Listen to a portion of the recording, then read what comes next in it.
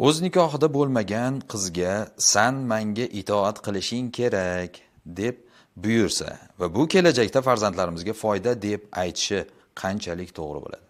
Bismillahirrohmanirrohim. Alhamdulillah va salatu vassalamu ala rasulillah. O'zini nikohida bo'lmagan, ya'ni xotini, shar'iy, qonuniy xotini bo'lmagan qizga yoki ayolga bir odam o'zining erlik huquqini aytishligi to'g'ri emas. Ya'ni bu shar'an joiz emas.